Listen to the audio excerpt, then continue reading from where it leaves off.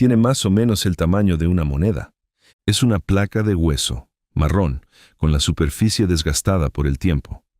Y, en medio de ella, existe un agujero limpio, redondo, hecho a propósito. Esta placa no vino de un esqueleto común, vino de dentro de la piel de un animal que no existe más, un perezoso gigante terrestre, más o menos del tamaño de una vaca, que caminaba por el centro de Brasil al fin de la era del hielo. Bajo la piel de ese animal había miles de pequeñas placas óseas encajadas unas en las otras, como una armadura interna.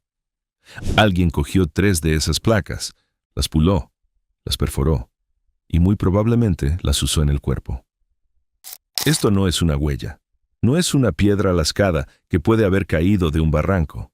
Es un objeto fabricado para ser visto, o para significar algo, o simplemente para ser bonito. Y fue encontrado dentro de un abrigo de piedra en el estado de Mato Grosso, en un nivel datado en cerca de 27.000 años. En el vídeo anterior de este canal, terminamos con una pregunta abierta.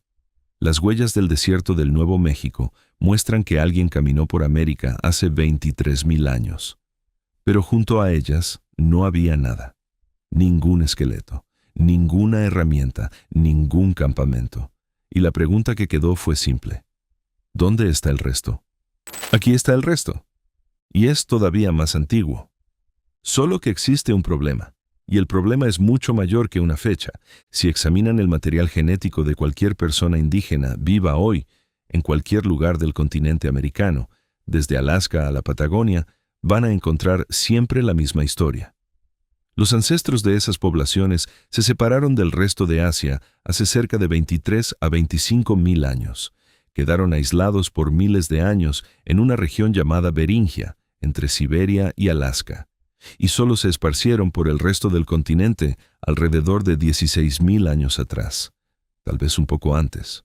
O sea, hace 27.000 años, en el exacto momento en que alguien en Mato Grosso perforaba el hueso de un perezoso gigante para hacer un adorno.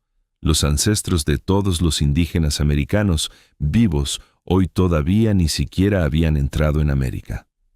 El problema no es que la fecha sea demasiado antigua.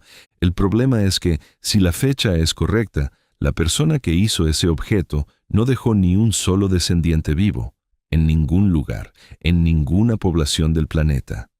Este vídeo trata sobre 3 sitios arqueológicos, en 2 países, que presentan números todavía más altos que las huellas del Nuevo México. Trata sobre las 2 armas que la arqueología usa para destruir sitios como esos, y sobre por qué ninguna de las 2 funciona contra todos al mismo tiempo. Trata sobre un detalle que involucra monos y que casi nadie tiene coraje de contar. Trata sobre una mujer que pasó 5 décadas defendiendo el número más alto de todos, y que murió el año pasado sin ver la ciencia aceptarlo. Y trata sobre una cosa que sucedió hace apenas 4 meses, y que puso toda esa discusión en riesgo otra vez. Antes de ver las evidencias, es preciso entender por qué América del Sur es el lugar más incómodo del planeta para ese debate. Y el motivo es casi geométrico. Imaginen el continente americano como un tubo muy largo. La entrada queda en el extremo norte, en la región de Beringia. La salida queda allá abajo, en el sur de Chile. Entre una cosa y otra existen aproximadamente 15.000 kilómetros de montañas, desiertos, bosques, ríos y glaciares. Ahora piensen en lo que significa encontrar un objeto humano de 27.000 años en medio de Brasil. No significa apenas que había gente en Brasil en esa fecha. Significa que, para llegar hasta allí, esa gente tuvo que entrar en el continente mucho antes, atravesar el tubo entero, descender 15.000 kilómetros, esparcirse por un territorio que nadie había pisado. O sea, cualquier fecha en el sur obliga a una fecha todavía más antigua en el norte. Y, en el norte, esa fecha casi no existe. Es por eso que los sitios de América del Sur son, al mismo tiempo, los más fascinantes y los más atacados del mundo. No empujan un poco la línea del tiempo. Arrastran el continente entero junto. Durante casi 60 años, esa discusión ni siquiera era permitida. El modelo dominante tenía un nombre: Clovis I. Decía que los primeros habitantes de las Américas fueron los cazadores de la cultura Clovis, identificados por puntas de lanza de un formato muy característico, encontradas en varios puntos de América del Norte, con cerca de 13.000 años. Antes de Clovis, nada. Nadie. Y ese modelo no era apenas una teoría, era una puerta. Cualquier arqueólogo que presentara un sitio más antiguo tenía el trabajo rechazado, la datación cuestionada y, en algunos casos, la carrera destruida. Durante décadas, proponer una fecha pre-Clovis era una forma eficiente de terminar una vida académica. Y entonces, América del Sur quebró la puerta. En el sur de Chile existe un lugar llamado Monteverde. En los años 70, un arqueólogo americano llamado Tom Diachay comenzó a excavar allí, junto con colegas chilenos, y lo que encontró no eran piedras ambiguas, era madera, estructuras de habitación, cordas hechas de fibra vegetal, restos de cuero, plantas comestibles y medicinales, fogatas y hasta una huella humana. Todo preservado dentro de una turbera, un suelo encharcado y sin oxígeno que conserva material orgánico por milenios. La datación señalaba aproximadamente 14.500 años, más de 1.000 años antes de Clovis. Nadie creyó. Durante casi 20 años, Monteverde fue tratado como un error. Hasta el propio Diachay llegó a dudar de los propios resultados, tal era la presión del consenso. Y entonces, en 1997, sucedió algo rarísimo en la historia de la ciencia. Una delegación de 12 arqueólogos de altísimo nivel, incluyendo algunos de los mayores escépticos del campo, viajó hasta el sur de Chile para inspeccionar el sitio personalmente. La expectativa era que esa visita cerrara la discusión de una vez. La cerró, solo que en dirección contraria. El grupo examinó las capas, los artefactos, los registros de excavación, y volvió diciendo que Diachay tenía razón. Monteverde era real y era más antiguo que Clovis. Ese único viaje derribó un paradigma de 60 años. Guarden esa victoria, porque va a ser atacada más adelante de un modo que nadie esperaba. El primero de los 3 sitios queda en el municipio de Jangada, en Mato Grosso, a poco más de 80 kilómetros de Cuiabá. Se llama Abrigo de Santa Elina. Es un abrigo rocoso, con paredes cubiertas de pinturas rupestres, excavado desde los años 80 por un equipo franco-brasileño. Y, en el sedimento del abrigo, los investigadores encontraron una cosa impresionante: miles de osteodermas. Los osteodermas son placas de hueso que se forman dentro de la piel de algunos animales. Los perezosos gigantes tenían miles de ellas, distribuidas bajo el cuero, formando una especie de protección interna. Cuando el animal muere y la piel se pudre, las placas se sueltan y quedan esparcidas por el suelo. En Santa Elina existen miles de esas placas sueltas. Son naturales, no tienen nada de especial, excepto 3. 3 de esas placas son diferentes de todas las otras, fueron pulidas y fueron perforadas. Cada una tiene un orificio limpio, hecho con intención, en el lugar exacto donde tendría sentido pasar un cordón. En junio de 2023, un equipo liderado por las paleontólogas Thais Panzani y Miriam Pacheco, de la Universidad Federal de San Carlos, publicó en una revista científica británica de primera línea un estudio detallado de esas 3 piezas. Fueron examinadas con técnicas microscópicas no destructivas, capaces de distinguir marcas naturales de marcas hechas por manos humanas. La conclusión fue directa. Esos 3 osteodermas fueron modificados por seres humanos y probablemente usados como ornamentos personales, y estaban en el nivel de 27.000 años. En el mismo nivel había también artefactos de piedra. Guarden bien este punto, porque va a decidir todo más adelante. Un agujero pulido dentro de una placa de hueso no es una coincidencia geológica. Ninguna piedra que cae de un barranco produce aquello. El segundo sitio no queda en Brasil. Queda en México, en el estado de Zacatecas, en lo alto de la Sierra del Astillero. Se llama Caverna de Chiquihuite. Está a 2.740 metros de altitud, casi 1 kilómetro arriba del valle que la rodea. Es un lugar difícil de alcanzar hasta hoy. A partir de 2012, un equipo liderado por el arqueólogo Ciprián Ardelean, de la Universidad Autónoma de Zacatecas, comenzó a excavar allí y encontró casi 2000 objetos de caliza que, según ellos, fueron lascados, raspados y trabajados por manos humanas. Raspadores, láminas, núcleos, lascas. 239 de esos objetos estaban atrapados en capas de grava datadas entre 25.000 y 32.000 años. Los más antiguos venían de un nivel datado entre 31.000 y 33.000 años. El trabajo fue publicado en 2020 en una de las revistas científicas más importantes del mundo, y la interpretación de Ardelean es interesante justamente por ser modesta. Para él, esa caverna no era una casa, era un refugio ocasional, usado tal vez cada algunos decenios, durante inviernos especialmente severos. Pero existe un problema en Chiquihuite, y es grande. No hay huesos humanos, no hay fogatas identificadas, y, a pesar de que el equipo buscó específicamente material genético humano en el sedimento de la caverna, no encontró ninguno. Las piedras son la única evidencia. El tercer sitio es el más antiguo, el más famoso y el más atacado de todos. En el sudeste de Piauí, en un paisaje de acantilados rojos y caatinga, existe un abrigo rocoso llamado Boqueirão da Pedra Furada. Forma parte de un conjunto de más de 800 sitios arqueológicos, hoy protegidos dentro del Parque Nacional de la Serra da Capivara, Patrimonio Mundial de la UNESCO desde 1991. Solo las paredes de ese abrigo cargan más de 1.150 imágenes pintadas. El sitio fue identificado en 1973 por un equipo franco-brasileño, y, al frente de él, estaba una mujer. Niede Guidón nació en Jaú, en el interior de São Paulo, en 1933. Se formó en historia. En 1964, con la dictadura militar persiguiendo profesores y estudiantes, dejó el país. Fue a Francia. Hizo doctorado en prehistoria en la Sorbona, orientada por dos de los mayores nombres de la arqueología europea de la época. Trabajó como investigadora en París durante más de 10 años. Y entonces hizo una opción difícil de entender. Dejó París y fue a vivir al Sertão de Piauí.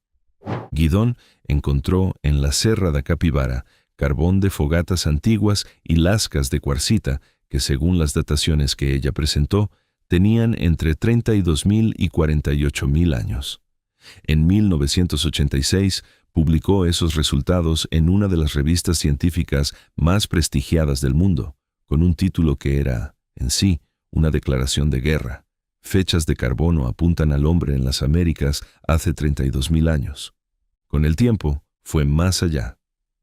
Llegó a defender fechas arriba de 50.000 años, y en una conferencia llegó a presentar una pieza lascada que, según ella, tendría 100.000 años. El mundo académico reaccionó con una dureza que hoy es difícil de imaginar. Y para entender por qué reaccionó así, es preciso conocer las dos armas que la arqueología usa contra sitios como esos. La primera arma es esta. Esto no es un artefacto.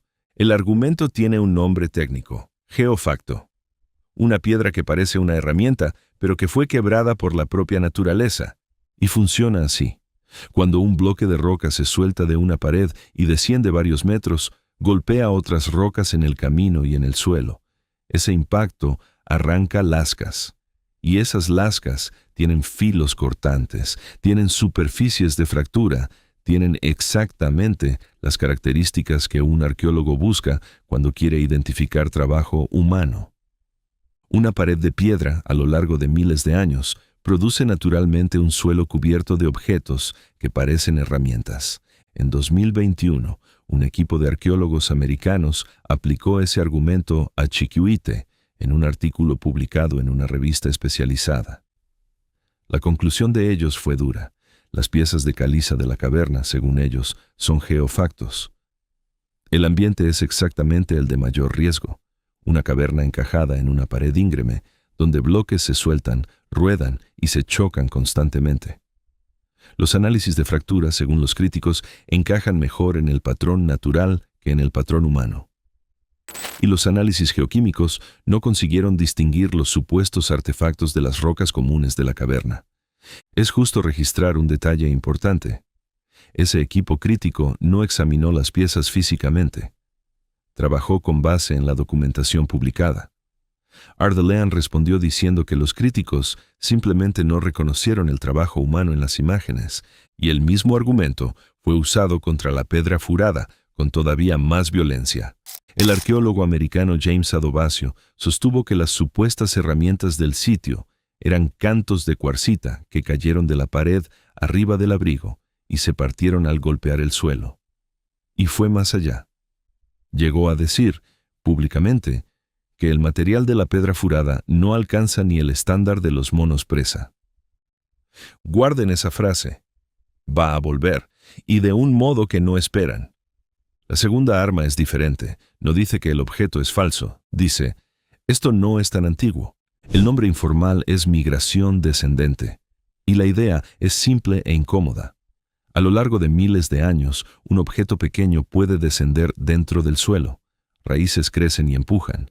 Animales excavan madrigueras. Grietas se abren en la estación seca y se cierran en la estación húmeda. Personas y animales pisan por encima. Poco a poco, una pieza de una capa superior puede terminar asentada en una capa mucho más antigua. El resultado es un objeto joven, acostado dentro de un sedimento viejo, y una fecha que parece imposible. En 2022, el arqueólogo americano Todd Surovell y sus colegas argumentaron que ese fenómeno afecta varios sitios pre-Clovis famosos. Y ahí, en marzo de este año, vino el golpe que nadie esperaba. Surovell, junto con investigadores de Chile, de Austria y del Servicio Geológico de los Estados Unidos, publicó la primera investigación independiente de Monteverde en casi 50 años.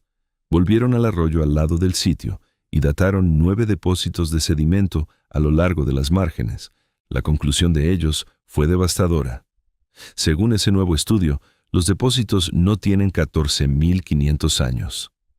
Tienen entre 4.200 y 8.200 años. Si ellos están en lo correcto, el sitio que quebró el paradigma de Clovis, el sitio que una delegación de 12 escépticos viajó hasta Chile para validar en persona, nunca fue tan antiguo así. Diachay respondió con dureza, afirmando que los autores del nuevo estudio tienen una agenda clara: resucitar la teoría de Clovis primero. Y el arqueólogo David Meltzer, que lideró justamente esa delegación de 1997, también levantó preocupaciones sobre el nuevo trabajo. La discusión está abierta, en este exacto momento. Y existe un detalle que hace esto todavía más grave para quien vio nuestro vídeo anterior. Surovell ya señaló el mismo argumento contra las huellas de 23.000 años del Nuevo México. La misma arma, ahora dirigida contra las huellas. Pero nada de esto es el problema principal. El problema principal no viene de la arqueología, viene de la genética.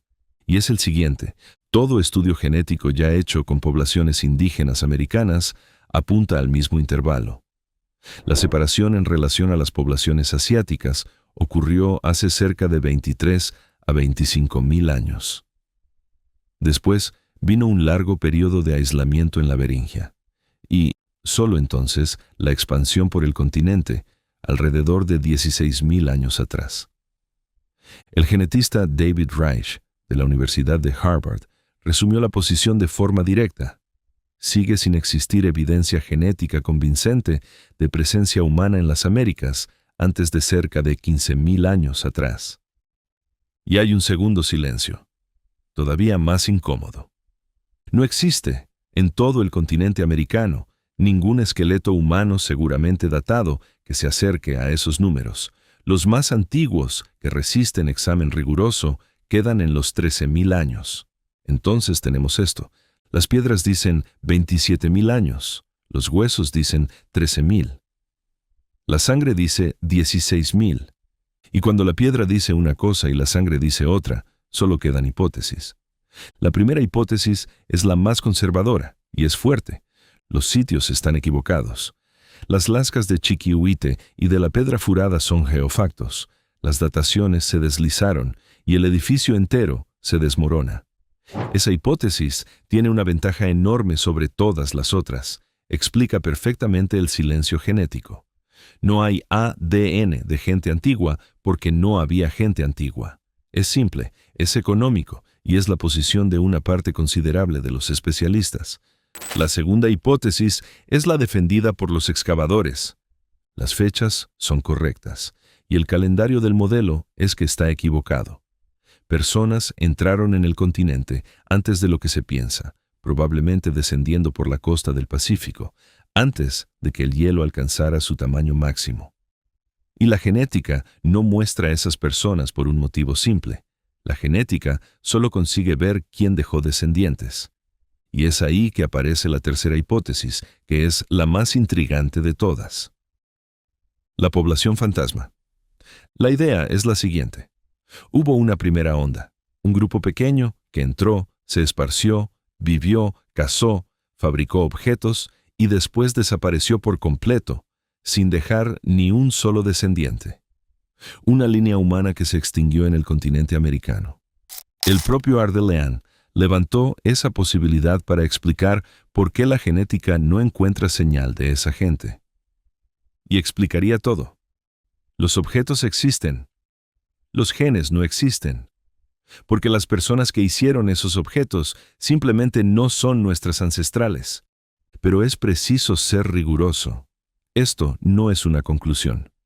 Es una hipótesis construida sobre fechas que todavía están siendo contestadas. Y tiene un problema serio. Proponer la extinción completa de una población continental entera sin dejar rastro genético no es una afirmación pequeña. Ahora viene el punto más importante de este video, y es el punto que casi nadie hace. Esos tres sitios no caen juntos.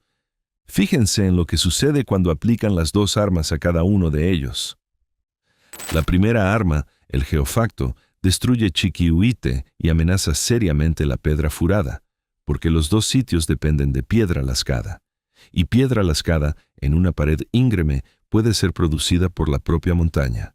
Pero esa arma no toca Santa Elina, porque ninguna piedra que desciende de un barranco perfora una placa de hueso con un orificio limpio y después pule la superficie alrededor. Eso no es un geofacto. No existe ningún proceso natural conocido que haga aquello.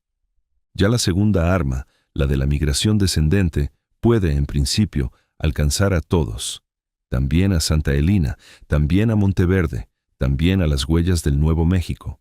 O sea, cada uno de esos sitios sobrevive a una de las armas y queda expuesto a la otra.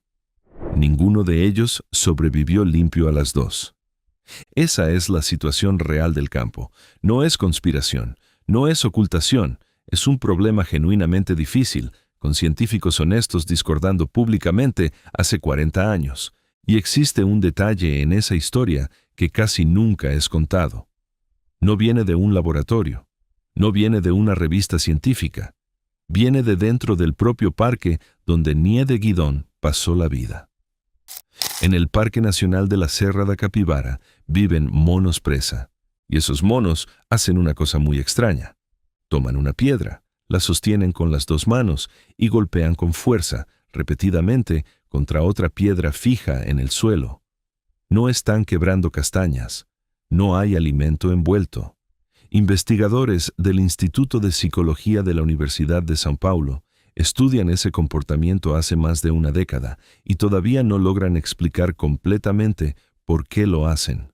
Después de golpear, los monos lamen el polvo de piedra y huelen la superficie quebrada y se van. Pero miren lo que queda en el suelo. En 2016, investigadores brasileños, en asociación con arqueólogos de la Universidad de Oxford, recogieron esos fragmentos y los analizaron. El resultado fue publicado en una de las revistas científicas más importantes del mundo. Las lascas producidas por los monos son, en la práctica, indistinguibles de las herramientas de piedra lascada más rudimentarias del registro arqueológico humano. Tienen la fractura característica, tienen el filo cortante, tienen exactamente los rasgos que un especialista usa para reconocer trabajo humano. Se parecen a las herramientas más antiguas jamás atribuidas a nuestra línea en África. Y los monos no usan esas lascas, simplemente las producen por accidente y las abandonan allí. Hace siglos, tal vez hace mucho más tiempo que eso. Ahora unan las dos cosas. En el mismo Parque Nacional donde Niede Guidón encontró lascas que ella afirmaba tener 50.000 años, existe una población de monos que produce, espontáneamente, lascas parecidas con herramientas humanas y las deja esparcidas por el suelo.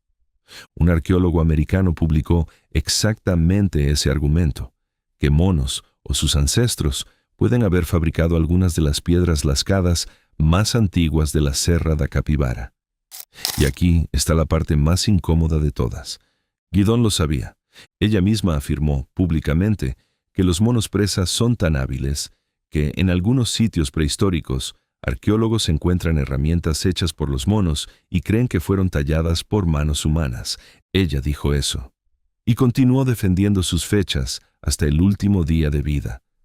Porque para ella, la evidencia decisiva nunca fue la piedra. Era el fuego. Carbón de fogatas, encontrado dentro de los abrigos, en arreglos organizados de piedras, y el argumento de ella era simple.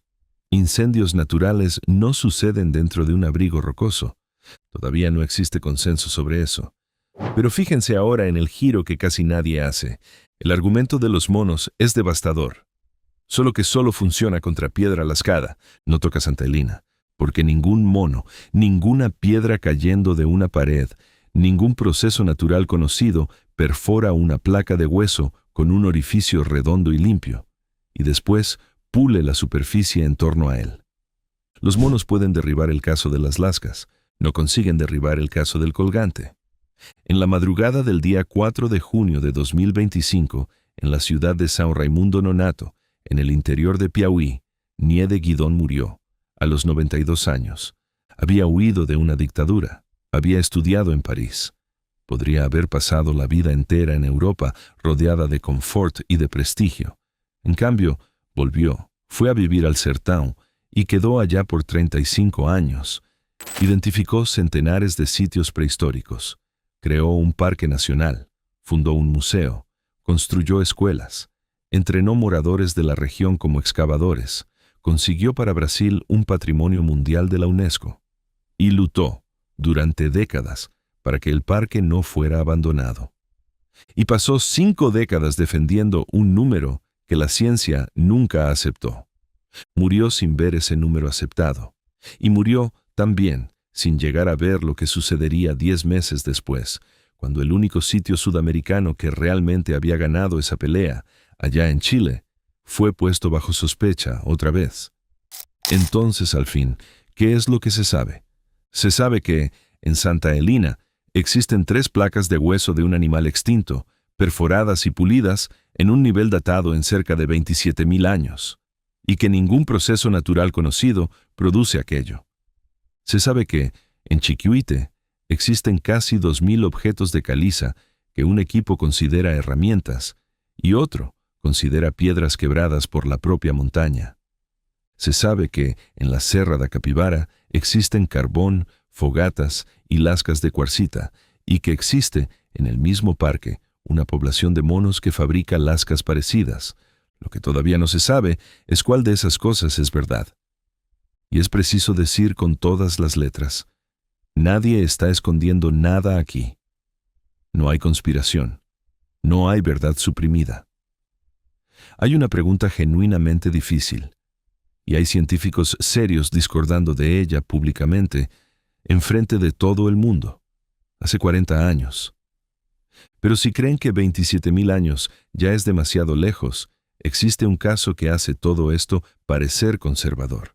No está en Brasil, no está en México, está en California, en una obra de carretera. Huesos de mastodonte quebrados de un modo muy extraño, piedras pesadas al lado de ellos, con marcas de impacto, y una fecha propuesta que no es 27.000 años. Es 130.000. Es el caso más aislado de todos. Ni quien defiende Santa Elina suele defender ese. Y ya está aquí en el canal. Es el próximo que deberían ver.